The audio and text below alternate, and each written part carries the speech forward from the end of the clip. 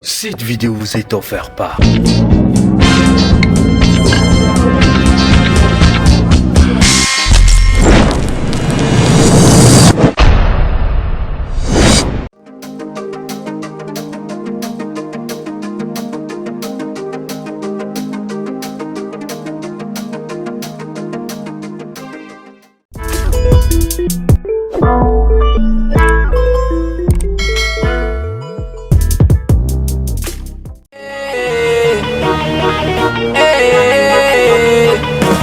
Salut la famille, j'espère que vous allez bien. Je vais super bien, c'est Marty Jono et 220 Rap Live, ça continue. Aujourd'hui, je reçois l'homme qu'on appelle tout simplement Jojo Davicios. Eh oui, Jojo est dans la maison. Jojo, bien quoi. Bien toi. Ça me fait plaisir. Moi aussi. La première fois que j'étais reçu, je me rappelle, c'était en 2015. Ça fait longtemps. Au campus. Ouais. Je sais pas si tu te rappelles. Freestyle campus là. Session freestyle et tout. Voilà, donc ça fait plaisir de t'avoir devant la caméra des chaînes de TV. Moi de même. Ok. Alors déjà, d'emblée, toujours dis-moi, Tom Cruise et Weeknd, qu'est-il devenu? On est là, on est ensemble, on fait des sons, on kiffe, on chill. Donc bon, on est toujours là, mais jusqu'au on n'a plus la passion qu'il y avait avant, on n'a plus le temps. Parce qu'aujourd'hui, on est père de famille, on travaille, donc ce qui fait qu'on n'a pas vraiment le temps. Dans le temps, on était jeune, tu vois, on pouvait, quand il y avait session freestyle au campus, on était étudiant, on pouvait débarquer au campus à n'importe quelle heure. Il n'y avait pas de boulot à faire. Aujourd'hui, maintenant, on a des occupations, donc on ne peut pas quitter le boulot le matin, rentrer à 18h, venir encore au studio. Donc c'est vrai que bon, c'est plus vraiment à l'ordre du jour. Mais bon, on est toujours ensemble. Ça, tu me verras toujours avec Steve, toujours avec Cartel, toujours avec Frizo. Non, je sais pas. Bon. Franchement, tu sors plus des tubes. Depuis 3 ans, tu sors plus des tubes, tu es adulé. Il y a des artistes qui te réclament, les enfants qui rêvent de travailler avec Jojo et tout. Dis-moi, qu'est-ce qui explique ce succès-là? C'est pas un bon. Je dirais que tu es un peu comme le DJ Khaled du Togo, quoi. Bon, on peut remercier que Dieu d'abord déjà, mais après c'est le boulot. Il y a eu un boulot d'amour, le travail. Je me dis que bon, c'est le travail qui paie aujourd'hui. Sinon, j'étais là depuis, comme tu me connais depuis. Bon, aujourd'hui, c'est vrai que les trucs ont changé. Bon, après il y a eu plus l'expérience, le professionnalisme. Donc aujourd'hui, il faut quand même toujours donner le meilleur de soi. Moi, quand tu as un niveau, il faut toujours essayer. Bon, je pense que c'est dans l'optique là que je suis. Bon, je pense que bon, ça, avec le branding, ça fait que bon, les gens aiment bien Davicios. En tout cas, aujourd'hui, travailler avec Vicious à Lobby, bah, c'est comme arriver à destination. Oh non. Et dis-moi, quel artiste t'a le plus marqué? Je sais que tu as reçu plein d'artistes dans ton studio, mais particulièrement, quel artiste t'a beaucoup marqué? Marqué? Oui. Bon, ils sont pleins quand même. Je peux pas. Non, s'il faut choisir un, juste un. Si vous choisir un quand même. Bon, pour un début, je pense que c'est Scafo quand même qui m'a assez choqué parce que c'est à part Zebigan, c'est l'un des premiers artistes qui m'a donné ma chance en fait, tu vois non. Donc c'est la première fois où je travaille avec un grand artiste qui me confiait carrément son retour parce qu'il était parti en Chine, il revenait, donc quand il voulait quelque chose et il était précis dans ce qu'il voulait. Moi j'étais dans cette optique en fait de ce qu'il voulait. Donc ça a marché rapidement. Quand on s'est rencontrés, on a taffé les sons, genre on pouvait taffer 3-4 sons par jour. Genre c'était assez. Donc c'est ce genre de collaboration qui m'a fait aussi avancer. Parce que ça m'a ouvert quelques portes. Je me dis que c'est quand même l'un des artistes quand même qui m'a le plus quand même, comment dire, apporté, marqué en studio. Tu as déjà bossé avec Picalouz ou bien? Oui. Ok. Toi, assez proche de Myflame, on sait très bien que tu es assez proche de Myflame. Alors, bosser avec Picalouz, qui est rival de Myflame en studio, comment ça s'est passé et tout? Non, rien. Je suis bien Picalouz, je suis bien Mike, c'est pas. Mais tu es assez proche de Myflame plus que Picalouz. Oui, c'est vrai. Après c'est une question du genre. Mike est toujours avec Lost Steve. Lost Steve est toujours avec moi. Ce qui fait que dans tous les cas, on est toujours ensemble. Ça, on est toujours ensemble. Mike, c'est quelqu'un tu le connais, c'est quelqu'un d'assez free. Il est pisse dans la tête.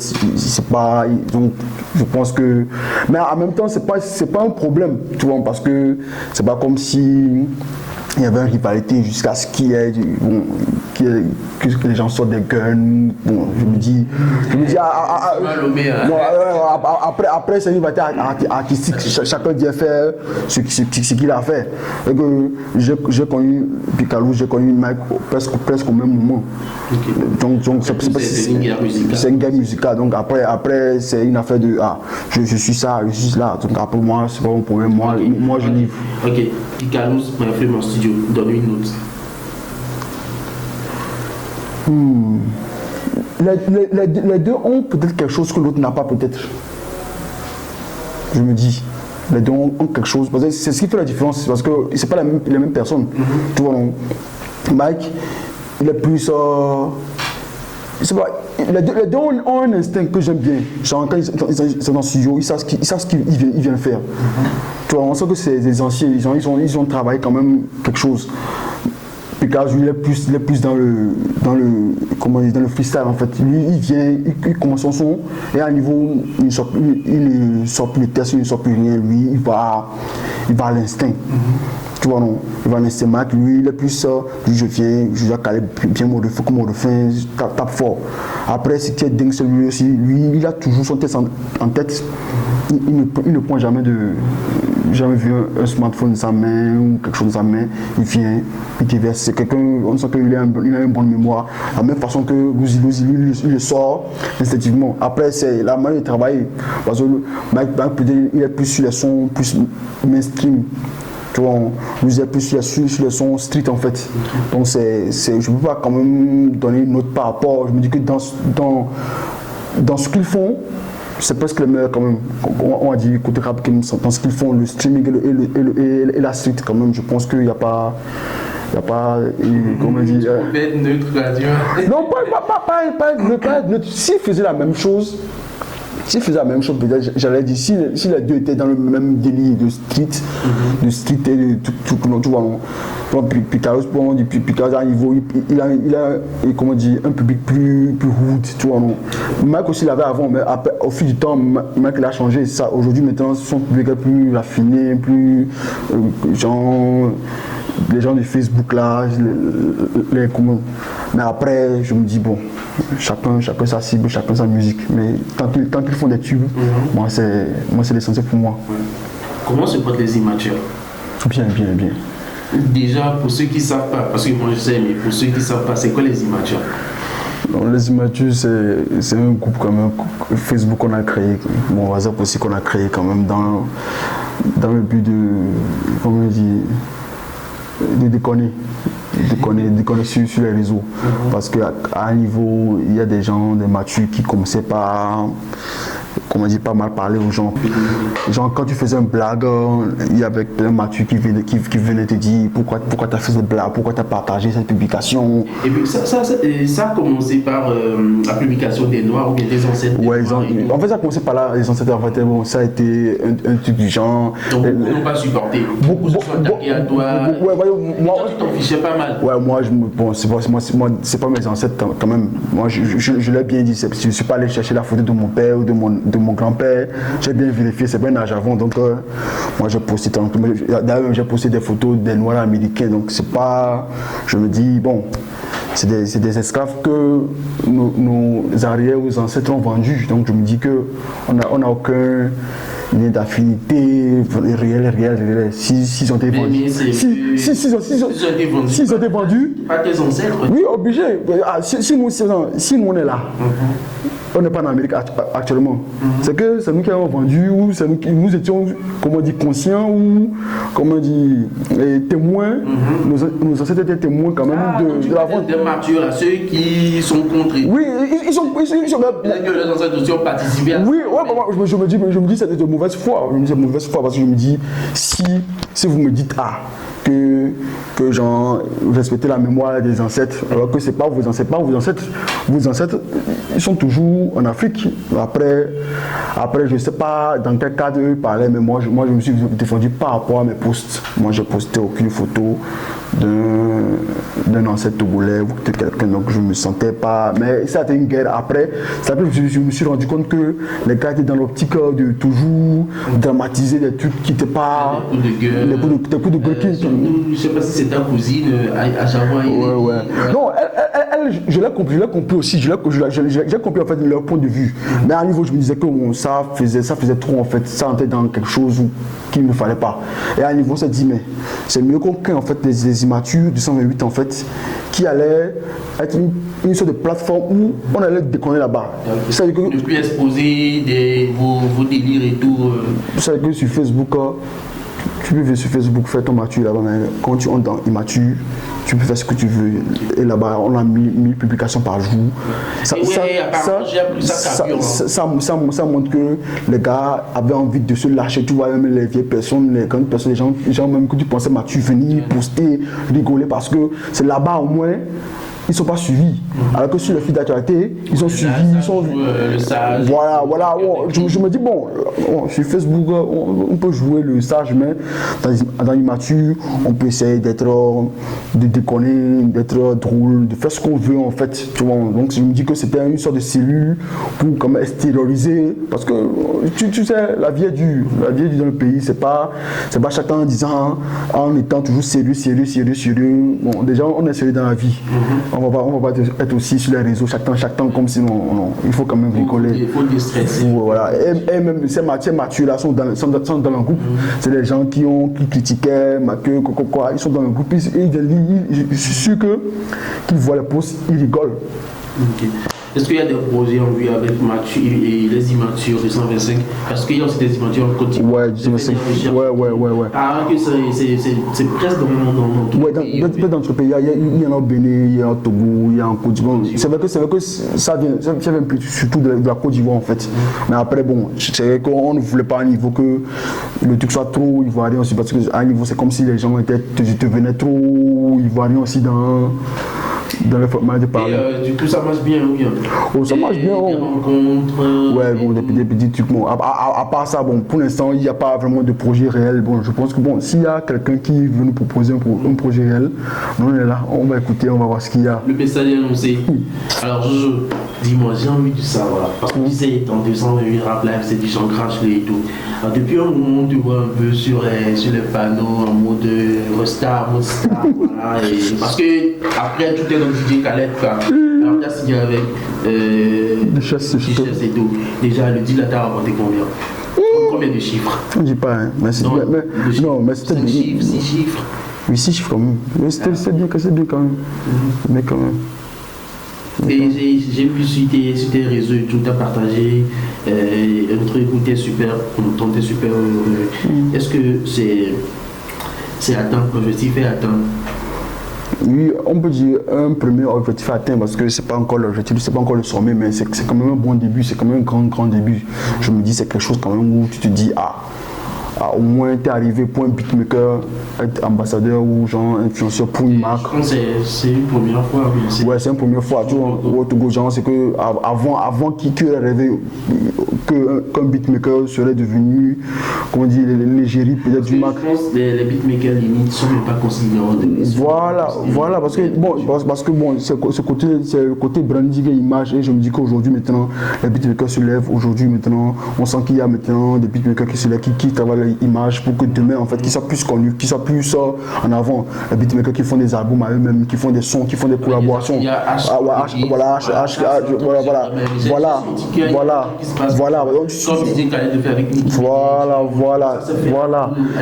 Ça s'est fait au Togo.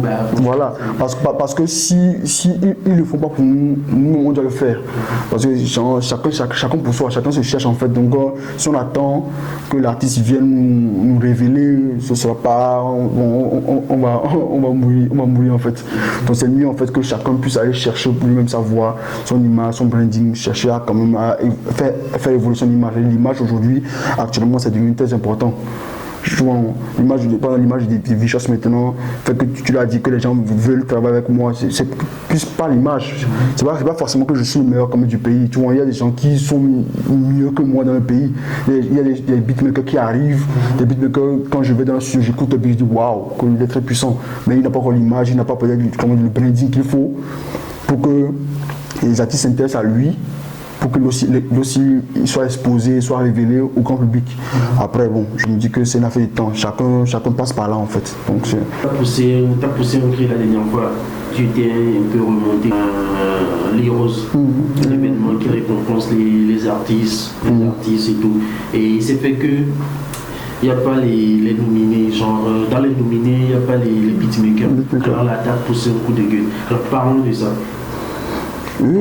Pourquoi Jojo est-il remonté? Oh non, c'est le manque de considération déjà. Parce qu'aujourd'hui, on fait tout le boulot, tu vois, on fait tout le boulot qu'il y a en tête de musique. Cette année, on a beaucoup trimé, tu vois, non? Parce qu'il fallait sortir le son. S'il n'y a pas de son, il n'y a pas d'award. Tu vois, il n'y a pas d'award. Il y a eu franchement avec voilà, c'était chaud. Déjà, c'était chaud. Donc, il n'y a pas l'argent, il n'y avait pas des gens qui font des projets. Et du coup, je suis sûr que tu as fait des trucs à moitié prix. Voilà, obligé parce que tu comprends la situation.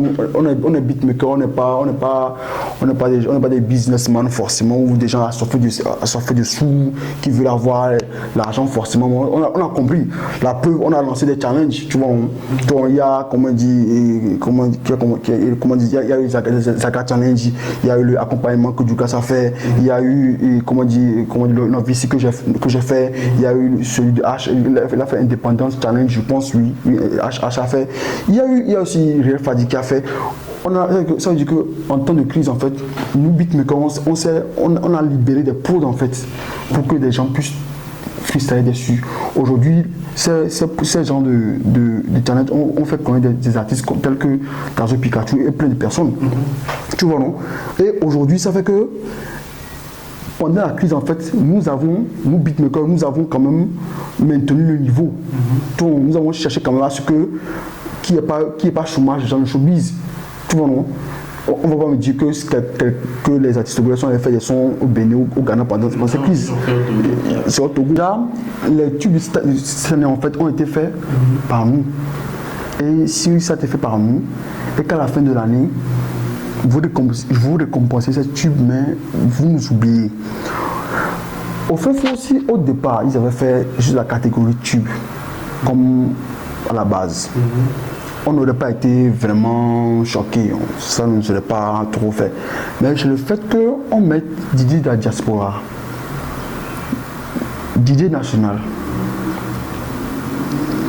J'ai le coin de DJ, ça c'est, ils ont fait leur boulot aussi en temps de crise. Ça, ils ont égayé les gens sur, sur le net, même dans les petits bars, les petites discothèques, les grandes, ça, ils ont fait un grand boulot. Mais c'est le fait qu'ils ne nous aient pas considérés en fait. C'est-à-dire que dans le comité, quand ils sont réunis, ils ont jugé bon ou de mettre les DJ, mais pas de mettre les beatmakers. Ça veut dire que vous oubliez le créateur des tubes qui font votre award, mais vous préférez prendre des DJ. Erreur ou acte conscient. Ça, je ne peux pas savoir. Parce que, tu sais, ils savent, dans tous les cas, ils se sont dit que bon, on n'allait pas parler peut-être, tu vois, ils se sont dit que bon, ils sont faibles, ils vont pas peut-être brancher, bon, les beatmakers, c'est pas des gens hardcore, ils vont pas parler, bon, personne va s'en rendre compte, en fait, c'est des gens, bon, je suis une petite catégorie, c'est qui eux. Je me dis que bon, c'est là en fait. Mais ce qui est bizarre, si le beatmaker fait pas le son, comment le DJ lui va jouer? Ah, c'est là en fait, nous, on est choqués, on se dit, ben, que si vous donnez plus de considération au DJ qu'à nous, je comprends qu'il faut donner la considération au DJ, hein, mais quand même, donnez-nous aussi la nôtre en fait, parce qu'on a fait ce qu'on a fait cette année, on a fait du grand boulot, on a fait du bon boulot. Et que tous les beatmakers ont quand même taffé, personne n'a chômé dans sa chambre. Tout le monde est venu au studio, tout le monde a taffé. J'ai sorti plus de 50 sons cette année. Il y a sûrement qu'il y a encore de sons sur le... Oui, on n'imagine pas. Genre, les sons que j'ai enregistrés cette année, déjà quand j'étais à Akara, quand j'étais en tournée à Akara, j'ai enregistré plus de 30 sons déjà. D'autres sont sortis d'autres part. Si c'était pas qu'il y a affaire de Corona, genre, cette année-là, c'était la mort. Genre, c'était les albums, c'était les trucs. Mais après, les gens ont quand même sorti des sons, des freestyles, des quoi. Et à la fin de l'année, on se rend compte que vous ne nous calculez pas. C'est pas comme si on se battait pour un trophée ou quelque chose. Hein. Moi, je m'en fous de ça. Moi, j'ai déjà eu le mien. Mais la reconnaissance, quand même, tu vois, au moins, même si c'est pas. Au moins, même si vous ne nous nommez pas, vous pouvez quand même appeler ou faire quelque chose pour dire, ah les gars, excusez-nous en fait cette année, bon, on ne va pas faire ça, donc bon, ne vous inquiétez pas, on va gérer, mais bon, on va vous donner un peu spécial, où on va essayer quand même de gérer d'une manière où vous allez nous faire des cyphers, heroes, par exemple, ok, donc on va prendre les meilleurs, vous allez vous réunir, vous allez nous prendre 3 cyphers et on va mettre dans... Il y a des idées comme ça. On n'allait même pas refuser. On allait même vous soutenir. On allait dire, c'est même bien. Là, au moins, c'est encore bien là où même on va encore plus montrer notre savoir-faire en fait au public. C'est une bonne exposition. Je préfère même celle-là même aux nominations. Mais si à la fin, on est ignoré, malgré tout le combat qu'on a fait cette année, là, c'est que c'est grave. J'espère que le message est passé parce qu'il t'a posté un truc sur ta page. Les pages qui ont relayé, est-ce que le message est passé? Est-ce que vous avez contacté? Non, il n'y a pas eu de contact, mais il y a eu plus des retours de quelques personnes qui ont donné des idées, qui ont soutenu, d'autres qui ont dit qu'il fallait faire comme ça. Bon, après c'était les retours. Nous, l'essentiel, c'était qu'au moins que le public sache quand même dans quelle démarche on allait. Après, s'ils nous appellent, ça... L'essentiel, c'est qu'on voulait quand même montrer notre désaccord par rapport à ça. Parce que pour les prochaines fois, en fait, l'essentiel, c'est que c'est pour demain, en fait. Fallait qu'on montre que, bon, on n'est pas si gentil, on n'est pas si, bon, du genre, on est en mode, bon, nous, si on vit comme ça, non, nous, si on existe, nous, si on a un poids. Si tous les beatmakers du pays arrêtaient, disaient aujourd'hui que nous allons plus faire de son au Togolais, je ne sais pas là où vous allez télécharger les beats sur internet, et ça c'est votre problème. Ça, bon, ils le font déjà. Après, il n'y a pas de problème. Là où vous allez poser. Si vraiment on se disait, les gars, que bon, c'est bloqué. Pour cette année-là, on va carrer le truc. C'est fini. Là, tout de suite, on te dit, voilà, je t'ai nominé dans la catégorie meilleur beatmaker de l'année. Tu dis quoi? Heroes. Je dis non. Je dis à l'année prochaine.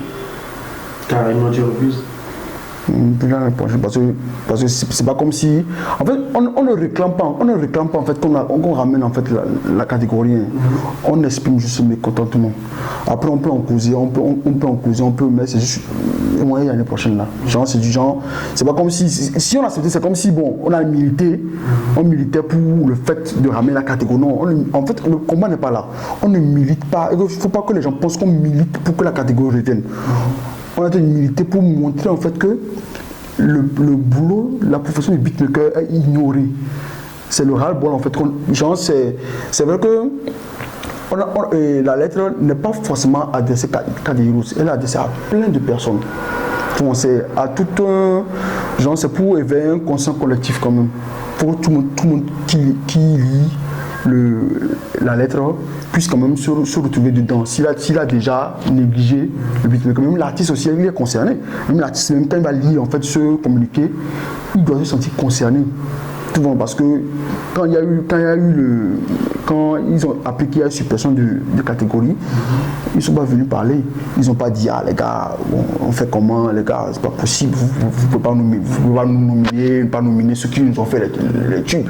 Aucun n'a parlé, aucun n'a allé sur les créneaux. J'ai juste vu que, tiens, moi je suis nominé, félicitations. Oui, Capois, quand il a vu, lui, il ne savait pas ce qui s'est passé. Quand il a su, moi je parle plus de ceux qui étaient dans les nominations. Tout le monde c'est à eux. Parce que je me dis, l'artiste qui n'est pas nominé, déjà, bon, il s'en fout déjà. Bon, je ne peux pas lui dire qu'il va parler parce que déjà, il n'a pas été nominé jusqu'à ce qu'il ait même dit quelque chose quand même. Mais après, c'est l'artiste qui est nominé en fait, qui doit être indigné. Parce que c'est un boulot qu'on a fait. On a mixé, on a pris des heures, on a pris des semaines pour faire le boulot, pour que ce soit bien, pour que ça soit écoutable, pour que les gens kiffent et ça devienne un tube. Que le DJ puisse jouer et tout. Bon, alors Jojo, je l'ai dit, tu es considéré comme l'un des DJ Khaled de Centre-Ville. Alors je vais me permettre de te poser cette question. 2021 à l'horizon, sur quel artiste ou sur quel rappeur faudrait-il miser? Au moins 3 rappeurs pour 2021. 2021. Franchement, je ne sais pas. 2021 déjà, ce sera chaud 2021. Franchement, si je te dis que je veux miser, non. Si ça tellement chaud, parce que... juste un rappeur ou un artiste. Alors, ok. Sur lequel il faudrait... Non, parce que moi, je sais qu'en 2021, les albums vont venir. Tu vois, il y a l'album de Maki qui va venir, il y a l'album de musique qui sera là, l'album de Scaffold qui sera là. C'est des albums très magnifiques. Après, il y a l'album de l'autre classe qui arrive. Donc 2021, c'est quelque chose de... En fait, 2021 aurait dû être 2020. Avec Corona, ça a changé. On est en 2021. On espère en fait que on puisse trouver des solutions au Corona. Mais si 2020 tombe, je pense que ce sera une guerre pas possible. Genre, même si des gens sur qui je vais miser, même peut-être ils vont me décevoir parce que genre, la musique c'est pas quelque chose d'assez mécanique, tu vois, non. C'est quelqu'un qui peut sortir de l'ombre de quelque part pour dire et il aura son tube en fait. Donc bon, je ne veux pas franchement. Okay. Alors, Clash, Rude Boy, Pharos. Alors, ce dernier t'accuse d'être à l'origine de ce clash. Tu réponds quoi à ça? Qui? Pharos. Ah bon? Très bien. Comment ça? À l'origine?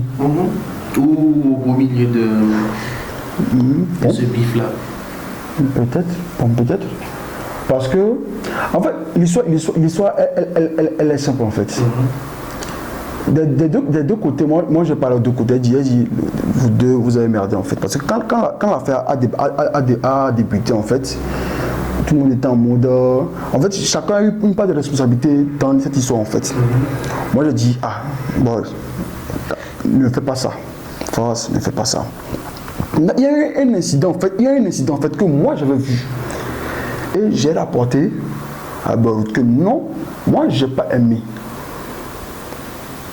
Moi j'ai fait une remarque parce que c'est mon projet, tu vois. C'est d'affichage Fit Bollywood. C'est mon projet. Tu vois, mais c'est Bollywood qui a plus été sur le projet. C'est lui qui a plus. Il a été plus devant que moi sur le projet. Moi je vais laisser les peines pouvoir dire fais ce que tu as fait. Mais après, il y a des remarques que je voulais faire parce que je me dis c'est aussi mon image. Parce que je suis devant dans le son. Il ne faut pas qu'on nous attaque nous tous ensemble. Donc il faut que ce soit bien fait. Donc quand ça a commencé, moi je ne savais même pas qu'il y avait ci, ça. Moi après le tournage, j'ai bossé pour dire j'ai dit ça j'aime pas, ça j'ai pas aimé, ça non, ça non. J'ai dit non, que si on va travailler comme ça, il faut me prévenir parce qu'on avait fait un plan et quand je suis venu au plan, rien ne s'est passé comme prévu. Ça a été du genre, j'étais presque un étranger en pop tournage. Il a dit non, ne te fâche pas. Mais dans ce ras-le-bol en fait, quand les problèmes ont commencé entre eux, ce que moi j'avais fait comme remarque, elle est sortie en fait, il a sorti en fait comme argument contre Pharos. Non, Fawaz à un niveau, il dit que c'est comme si je l'ai balancé. Je lui ai dit, mais je ne t'ai pas balancé. Comme moi j'ai fait une remarque. C'est normal, si par exemple, on a cette interview, je pars. Le grand frère qui a de nous filmer peut dire Vichos, il n'était pas carré dans l'interview. Vichos, franchement, non, je pensais qu'il était comme ça. C'est normal quand même, non? C'est son avis, c'est la base. Genre, c'est pas comme si, bon, genre, c'est une vérité, tu vois, non? Après, si pour lui, cette vérité que moi j'ai dit, il pense que c'est la base, non, c'est pas la base. La base de leur truc, c'est que Fawaz, rends-moi mon clip. Fawaz, il dit, rends-moi mon argent. Après, moi, je ne sais pas ce qu'ils ont dit. Ça, franchement, je ne sais pas. Quand tu vas chez l'autre, l'autre te donne une version. Tu vas chez l'autre, te donne une version. Moi, c'est différent. C'est l'humain. Moi, j'ai dit, calmez-vous. Moi, quand même, le cachet est sorti sur les réseaux, il dit, bon, Kaflan, je veux pas en fait que mon nom, j'aime pas en fait les trucs clash dans cette affaire. Il a dit ok, ça, tu vois. Après, Fawaz est venu me dire non, que toi, j'ai dit mon frère, moi, j'ai dit ce qu'on m'a demandé, on m'a dit c'était comment, j'ai dit ce que j'avais à dire. Je ne veux pas venir quand même mentir pour dire que jamais, si j'aime pas quelque chose, je dis. Je ne suis pas un bête quand même. Donc moi j'ai dit ce qu'il avait dit. C'est pas comme si j'étais allé vilipender ou j'étais allé mentir, j'en suis son nom. J'ai réinventé ce que j'ai dit à Bob, on lui a redit, c'est la pure vérité, qu'il y a des témoins là-bas. Si moi je ne l'ai pas dit, les témoins, les autres l'auraient dit, ceux du staff de Bob l'auraient dit. Donc après c'est pas un problème qu'il y a eu, que ça a amené entre Fawaz et moi, on travaille toujours quand même, c'est pas un problème quand même, mais bon. Il n'y a pas d'animosité derrière. Non, c'est vrai qu'il est remonté. La dernière fois, il m'en a encore parlé, mais bon, moi j'ai pris ça pour le combat. C'est pas mon problème, ça. Après tout, tu es le président des immatures. Non. Alors, c'est quoi tes projets? Sûrement, bon, un album peut-être, je pense que je vais essayer de travailler sur un album quand même. 2021-2022, on verra, parce que moi c'est quand même, je fais l'album depuis 2 ans même. On dirait que je suis de t'aider. Donc je fais l'album, je le fais, j'efface les sons, je remodèle le son. Je cherche quelque chose mais que je ne trouve pas encore. Je pense que si je suis. Bon, pas à perfection, mais un genre de son, un genre de truc qui va. Je cherche un banger. Ouais, un banger peut-être quelque chose qui va. Bon, j'ai déjà commencé avec le son de Bollywood. En fait, c'est le premier essai de l'album. Et sur l'album, sur ce son, j'ai travaillé plus le côté Agbaja, en même temps son afro-caribéen. Donc je voulais faire une sorte de mixture quand même. Je pense que c'est assez réussi. Genre tu écoutes les tcha dedans. Bon, c'est ce genre de son de mix que je voulais faire quand même. Donc je pense que bon, c'était déjà un premier test et je pense que ça a quand même donné ses fruits. Donc on va continuer encore dedans. Mais tu trouves pas que ça manque vraiment à la musique de Waze? Quoi? C'est misser la musique du terroir au trap. Oui. Prenons l'exemple de la Côte d'Ivoire. Ouais. Où les équipes Lobby ont vite compris le truc, ils ont capté le truc, ils font le mix de copier l'Italie. Oui. Pourquoi ça se fait? Oui, c'est l'artiste, c'est pas nous, hein. C'est l'artiste et le public. Parce que un artiste qui dit, tu peux le dire. Non, mais écoute, oui, mais après ils se disent non, c'est trop villageois. Que c'est tout. Et parfois, les gens le font. Mais quand les gens mais c'est pas la majorité. Non, mais quand les gens le font et le sautent parfois, le public n'adhère pas. Okay. Le public, c'est trop bizarre pour lui, c'est trop. Le problème, c'est au niveau du public. Le public et l'artiste, parce que l'artiste parfois n'a pas confiance en ce qu'il fait ou ne mise pas dessus. Genre, il le fait juste pour montrer qu'il aussi a fait quelque chose. Après, il faut miser dessus. Moi, je me dis que c'est l'argent qui fait tout. Genre, tu as beau faire, genre aujourd'hui, on a beau mixer tous les sons du terroir avec les sons qu'il y a aujourd'hui. Si on n'a pas l'argent, on n'a pas la stratégie qui permet d'asseoir le son, ça va aller nulle part. Alors que si on se lève, on fait une promo de malade sur un son à Badja, ça va marcher. C'est pas dans ce pays, il y a eu des sons de ma girlfriend au Bénin. Il y a des sons qui marchent, les remix. Et puis moi, dans la sauce, c'est des sons de terroir, mais jusque ça a été tellement bien promotionné que les gens ont aimé. En fait, il faut aujourd'hui qu'on fasse de bons sons avec la musique terroir, mais en même temps, qu'on puisse faire la bonne promo de ça. On mixe bien, on fait un bon son, on fait une bonne promo, on voit ce qu'on peut gérer, et c'est bon. Quand tu vois au Ghana, un DJ a fait un feat avec Patoranking sur son un peu à Badja façon. Si broda, si broda. C'est ce genre de beat, c'est familier. Quand tu vas parler, c'est cadeau. C'est cadeau. C'est le style qu'on peut bien faire. Si Patoranking King arrive à venir au Ghana faire ce genre de son aujourd'hui à 4 millions de vues,